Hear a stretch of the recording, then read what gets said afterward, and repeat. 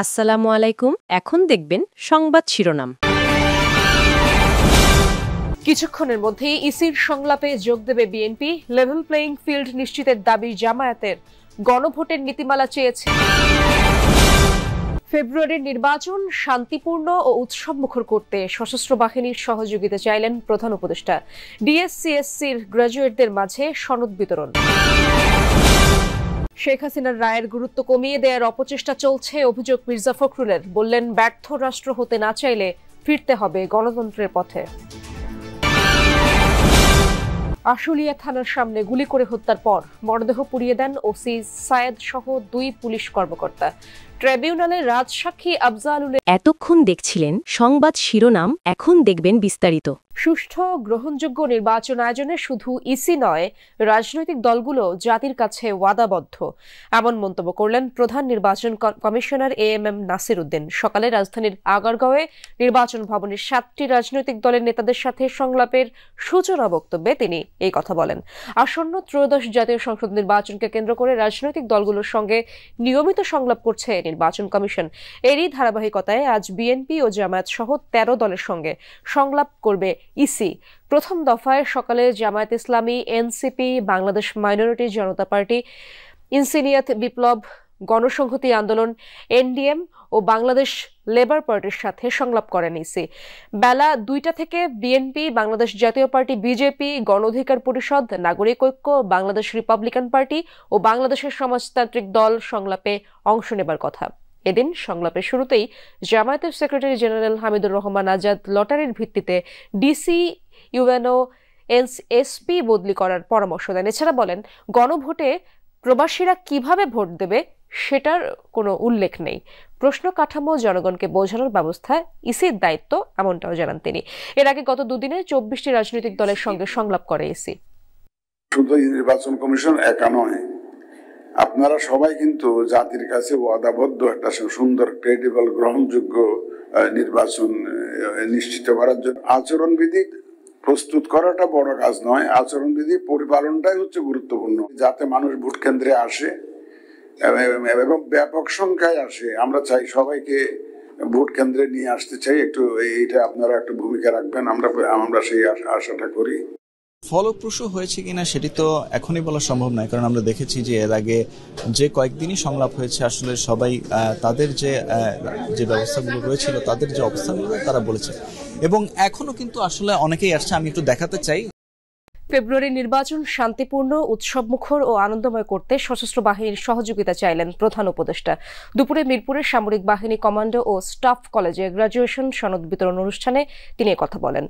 জুলাই গণ অভ্যুত্থানে সামরিক বাহিনী সম্মুখে থেকে সঠিক সময়ে সঠিক সিদ্ধান্ত নিয়েছিল বলেও মন্তব্য করেন তিনি।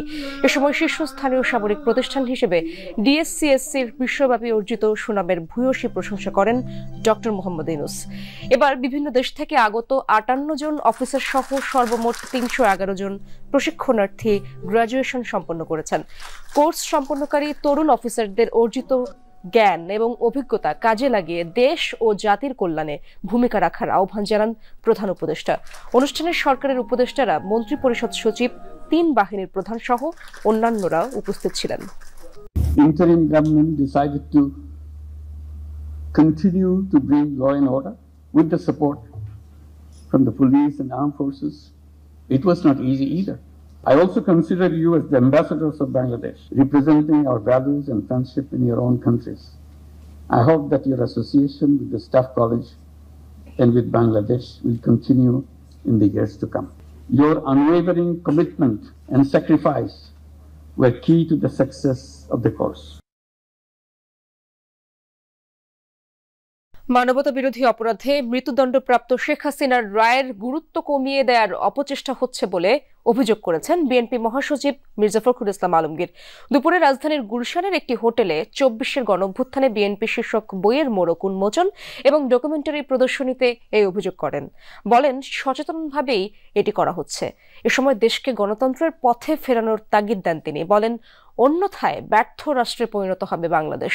সেই অবস্থা থেকে উত্তরণে গণতন্ত্রে বিশ্বাসী সকলকে ঐক্যবদ্ধ হওয়ার আহ্বান জানান বিএনপি মহাসচিব।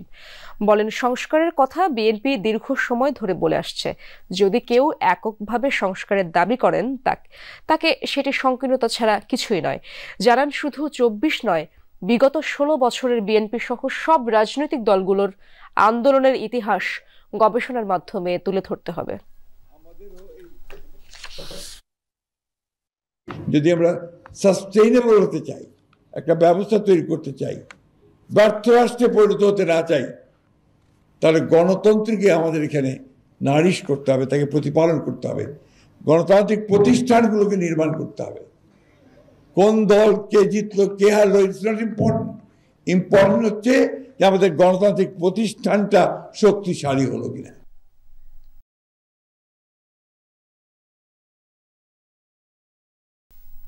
জুলাই আন্দোলনের সময় আশুলিয়ায় 6 জনের মরদেহ পোড়ানোর মামলায় সাবেক এমপি সাইফুল ইসলাম সহ 16 আসামির বিরুদ্ধে ট্রাইব্যুনালে সাক্ষ্য দিয়েছেন এই মামলার রাজসাক্ষী এসআই শেখ আফজালুল হক।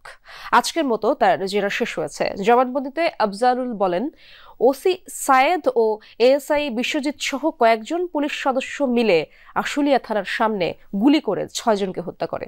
পরবর্তীতে তাদের মরদেহ পিকআপ ভ্যানে তুলে পেট্রোল ঢেলে পুড়িয়ে দেয়। এই বিষয়ে প্রসিকিউটর মিজানুল ইসলাম বলেন, দ্রুতই আশুলিয়া লাশ পোড়ানোর মামলার সাক্ষ্য গ্রহণ শেষ হবে।